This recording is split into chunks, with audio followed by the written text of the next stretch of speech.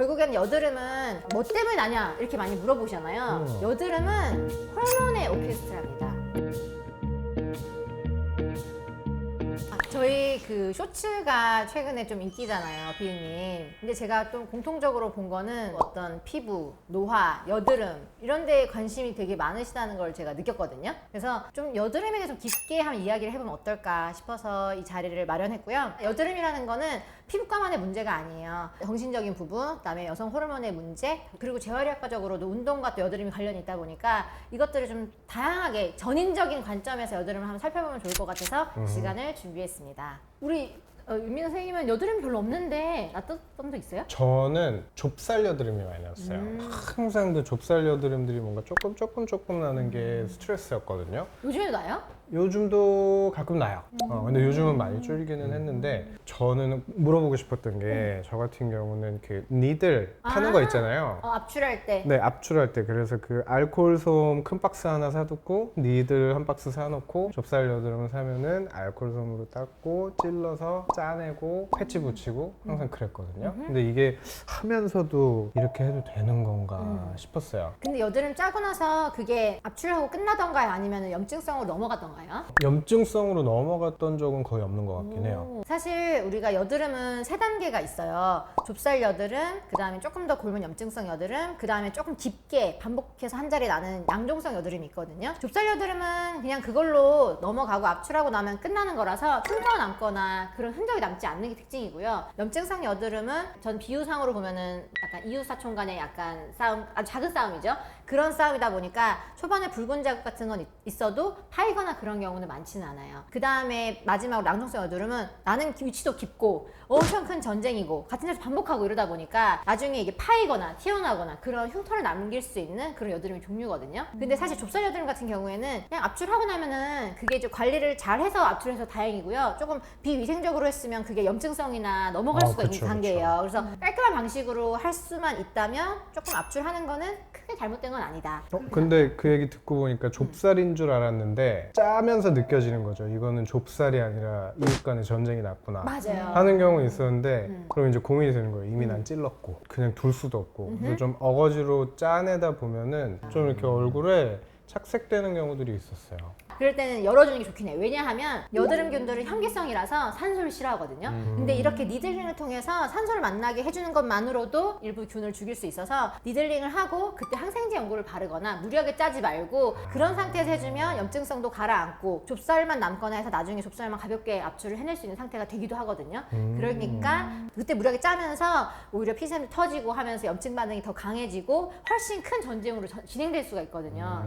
그래서 염증성일 때는 무리하게 짜지 않는 게 좋습니다. 대신에 염증성이 어느 정도 진행이 돼가지고 거의 끝나갈 때쯤이 돼요. 그러면은 고름이 차는데 고름은 전쟁에서 죽은 병사 같은 거예요. 그래서 병사들은 어쨌든 간에 배농을 해주는 게 좋긴 좋거든요. 그때는 많은 압력을 가하지 않아도 되기 때문에 쉽게 잘 나오고 배농을 해줘서 상처를 마무리하는 게 더 좋긴 좋습니다. 이제 어떻게 하는지 아시겠죠? 네.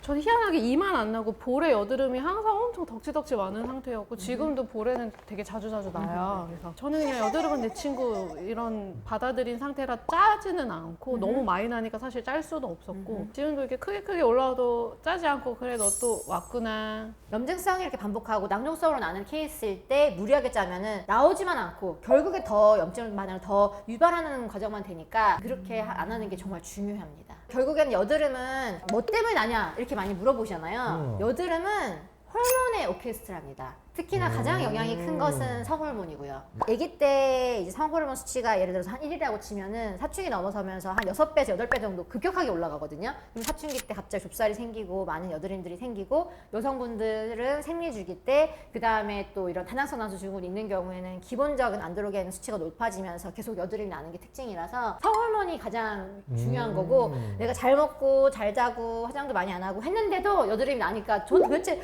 뭘 해야 될지 모르겠어 답답해서 오시는 오시는 경우들이 있는데 성호르몬은 내가 어떻게 할 수 없는 부분이다 보니까 그렇죠. 나이에 대한 영향이라든지 뭐 생리주기 같은 영향이 사실 훨씬 커요. 남은 생활 습관보다도. 그래서 우리 다낭성 난소 증후군이 있는 분의 경험상 어떨 때 주로 났었고 어떻게 치료를 해갖고 어떻게 극복해 나왔는지도 얘기해 주시면 도움이 될 것 같아요. 아 근데 저는 이제 피부의 문제로 저희 병원 오지는 않으시고 생리가 불규칙한 걸로 오시는 분들이 많잖아요. 젊은 분들 중에. 그분들 중에 제가 딱 봐도 이제 성인인데 여드름이 좀 심한 편이다. 그리고 봤더니 다낭성 난소다 하면 피임약 한번 먹어보실래요? 라고 먼저 약간 권유를 하는 편이고, 왜냐면 그런 분들 피임약을 먹으면 여드름 나는 게 진짜 극적으로 좋아져요. 피부가 깨끗해져요. 그래서 약간 여드름이 많은 고 남성 호르몬 혈증 증상이 있다 하면은 이제 피임약 한번 먹어보시겠어요? 하면은 피임약을 그런 목적으로 먹는 줄은 몰랐어요 하시면서 이제 트라이 해보시고 만족하시는 경우가 있어요. 그래서 남성 호르몬 피 검사를 하러 오시는 분들도 있어요. 이런 동영상을 보고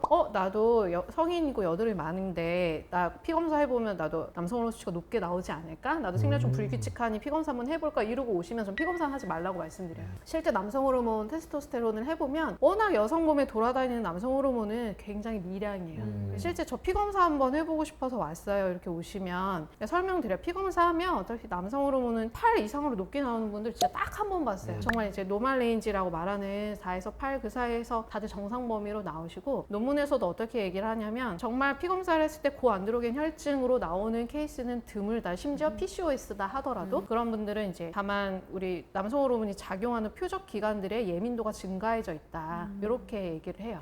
근데 황체형 호르몬이라던가 이런 거 검사해갖고 오시는 경우들이 있거든요. 맞아요. 근데 그것도 높으면은 다낭성 난소 증후군하고 관련이 있는 건가요? 이 LH 톤이 높은 거 자체가 사실 여드름이랑도 연관이 있어요. 이 LH 호르몬이 난소를 자극시키면 난소에서 남성 호르몬 생산이 증가돼요. 아하. 그래서 다낭성 난소이신 분들이 기본적으로 남성 호르몬 수치가 정상에서도 약간 높거나 아니면 8 이상으로 정말 의미 있게 높거나 이렇게 약간 높게 나와요. 여드름으로 많이 고생하시는 분들이 그냥 피부과만 다녔는데 안 될 경우에 저는 꼭 산부인과를 한번 같이 보시도록 설명을 꼭 드리는 편이에요. 그래서 많은 분들이 이걸 좀 알고 계시면 좋을 것 같아요. 우리 현주 원장님 같은 경우에는 또 여드름에 대한 경험이 어떠신지요? 저는 대입에 실패를 하고 고3에서 재수로 넘어가면서 스트레스를 많이 받았는데 그때 나는 경우 진짜 많아요. 응. 엄청 진짜? 많이 났고 음흠. 그때는 학생이니까 뭐 그 남자니까 뭐 여드름에 대한 관심이 없고 뭐 나면 터트리고 싶게 생겼잖아요. 그래서 막 짰어. 그랬더니 그 경우 진짜 많아요. 입시 끝났더니 여기가 막 흉터가 엄청 졌더라고요. 그래서 저는 그때 피부과 좀 다녔었어요.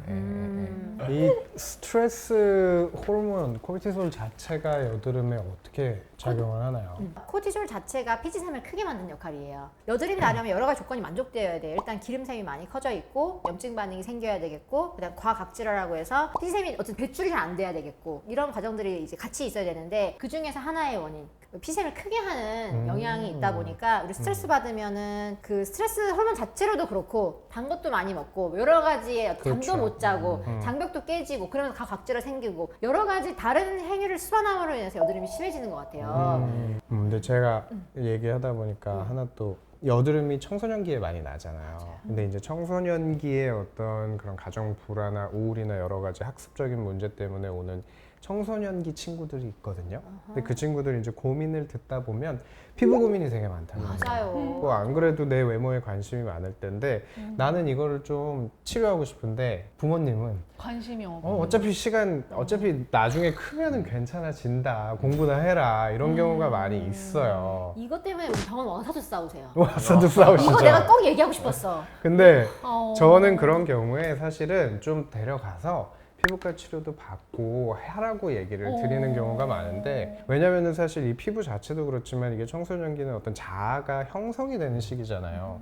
근데 오히려 이제 그럴 때 그런 자기 자신의 외모라든지 이런 거에 관심을 가지게 되는 것도 극히 자연스러운 일부인데, 그걸 너무 방관을 하거나 내버려 뒀을 경우에는 나중에 커서 오히려 그 외모에 대한 집착이 더 심해지는 경우도 많이 있어요. 그리고 무엇보다도 자존감이 떨어진다거나, 실제로는 그렇지 않은데 내가 지금 꽂혀있는 외모적인 문제 때문에 아무하고도 나는 사람들을 상대할 수 없을 것 같아, 친구도 사귀지 못할 것 같아, 이런 심한 사회성의 결여나 문제가 생기는 경우도 있기 때문에, 그럴 때 저는 부모님을 좀 설득을 해요. 지금은 이런 관심을 가지는 게 자연스러운 시기니까 너무 원하고, 그리고 보기에도 좀 여드름이 많이 지금 진행이 됐다 그러면은 좀 데리고 가시라. 그리고 여드름 치료라는 게 다 관리라든지 레이저만 받아야 되는 건 아니에요. 우리가 기본적인 약물 치료, 화장품 교정, 그다음에 뭐 레이저 압출 여러 가지 방식이 있고 여드름은 사실 교과서에 딱 써 있는 문장이 있어요. 여드름의 치료 파트에 딱 첫 문장이 뭐냐면은 여드름은 여드름 자체를 치료하기 위함이 아니라 흉터를 방지하기 위해서 치료하는 것이다. 이렇게 교과서에 써 있거든요. 여드름은 사실 나중에 흉터로 되었을 때 훨씬하게 많은 비용과 시간을 들여서 치료하는 걸 예방하기 위해서 치료하는 거다 보니까 그 사춘기 부모님들 보시면은 이건 흉터로 진행할 수 있기 때문에 치료를 해야 된다는 부분도 같이 설명해 그 주시면 얘기도 좋을 것 같이 같아요. 설명드리면 네네네. 부모님 설득이 그치, 좀 맞아요. 되겠네요. 그리고 시간이 저도- 지나서 안 나는 건 맞아요. 맞지만 맞아. 흉터가 남을 수 맞아, 맞아. 있으니 근데 또 어떻게 또 싸우시냐면은 나는 옛날에 여드름 났는데 흉터 안 졌는데 근데 얘도 다 괜찮다고 하시는데 이미 흉터가 엄청나게 많이 진행되는 경우도 있어요. 어떡해. 그래서 저는 이 상황 너무 말씀드리고 싶은 게 이게 여드름의 양상이라든지 뭐 좁쌀 같은 경우는 좀 덜 할 수가 있어요. 근데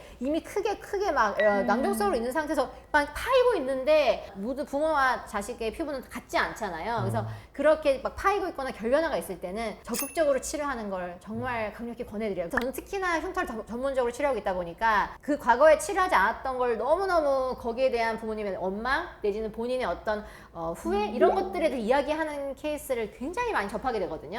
그렇기 때문에 더더욱이나 사춘기 때나 20대 초반 때 적극적으로 치료하는 걸 더 권해드리고 싶어요. 이제 환자들 중에 우리는 어깨 통증 환자 많이 오잖아요. 제일 많이 다치는 게 어깨 근육, 회전근개 근육이 많이 다치기 때문에 그건 초음파로 굉장히 정확한 진단을 할 수 있거든요. 그러면 이제 어쩔 수 없이 탈의를 하려고 하죠. 그러면 요새 특히 또 여성분들이 클라이밍 이거 올라가는 거 되게 많이 많이 한단 하죠. 말이야. 근데 그런 분들이 이제 제가 운동을 많이 해서 등에 여드름이 많아요. 뭐 이런 식으로 얘기를 많이 하더라고요. 혹시 그런 땀 흘리는 거랑 여드름, 피부 이런 거랑 관련이 혹시 있어요? 있죠. 일단 운동하시면서 단백질 보충제처럼 약간 유당을 함유하고 있는 이제 음료 같은 걸 즐겨 드시는 분들 그런 음료 때문에 관련이 있기도 하고 그 다음에 또 대회 나가시는 분들은 아나볼릭 스테로이드 많이 해요. 그런 경우에도 스테로이드 때문에 얼굴에 여드름 나는 경우도 있고 또 피부 온도가 많이 올라가고 격렬한 운동에서 땀 많이 흘리면 어쨌든 시간에 피지 분비도 늘고 모공도 막는 현상이 분명히 있어요. 그래서 땀이 오래 피부에 머물러 있을수록 여드름 나기가 쉬워지고 땀 자체가 원래 피부에 자극제예요, 굉장히. 땀 자체가 피부에 그렇게 좋은 건 아니라서 빨리빨리 헹궈주는 게 중요하긴 합니다. 그때도 클렌징을 써야 돼요? 그때 이제 만약에 나이대가 젊고 피지 분비가 많은 케이스일 경우에는 등이나 앞가슴 쪽에는 클렌징을 저는 권해드려요. 매일매일 데일리 사용하시는. 근데 도구를 너무 강하게 하거나 뭐 스크러빙 제품을 매일 쓰면은 장벽이 깨지면서 또 역으로 피지샘이 커질 수 있으니까 사실 손으로 하거나 아주 부드러운 스펀지 사용하시는 걸 추천드리고 또 그 사용한 목욕 도구에도 균이 많이 자랄 수가 있어서 그거를 세척하거나 자신이 없으면 손으로 하시라고 말씀드리는 편이에요. 얼굴도 그럼 여러 번 해도 돼요? 운동을 보통 낮 시간이나 저녁 시간에 많이 하니까 아침, 저녁 운동 후, 자기 전 뭐 이렇게 그렇죠. 아침 저녁으로 한 2번 정도 하는 걸 권해드리긴 해요. 그래서 어떨 때는 이제 너무 자주 이제 땀을 흘릴 경우에 여름에 그럴 때는 물 세안을 하라고 말씀드리긴 해요. 사이에는 아니면은 물 세안. 만약에 너무너무 써야 되는 상황이면은 클렌저를 아주 저용량으로 사용해서 아침 세안하듯이 조금 사용하시는 것도 방법이에요. 그렇게 하시면 될 것 같아요. 다음에 제 환자들 오면 좀 클렌징을 추천드리겠습니다. 그럼요. 네. 잘 알려주세요. 그럼 그것까지 알려주는 섬세한 선생님이 되는 거잖아요. 그러면은 저희가 오늘은 여드름에 대해서 이야기해봤는데 다시 한번 강조드리고 싶은 내용은 여드름은 단순히 피부의 문제가 아니다. 정신적인 부분, 성호르몬, 피부 관리, 그 외에 뭐 운동이라든지 이런 라이프 스타일하고도 관련이 있으니까 그런 부분을 다 같이 교정해야 좋아진다는 것. 그리고 적절한 시기에 치료하는 것이 중요하다는 것. 나중에 괜찮겠지 하고 방치했다가 흉터로 넘어갈 수 있으니까 적기에 피부과에 방문하셔서 꼭 치료가 뭐 압출이나 레이저 아니더라도 적절한 약물 치료라도 시작하셔서 흉터로 진행하지 않도록 하는 것이 중요할 것 같아요. 네.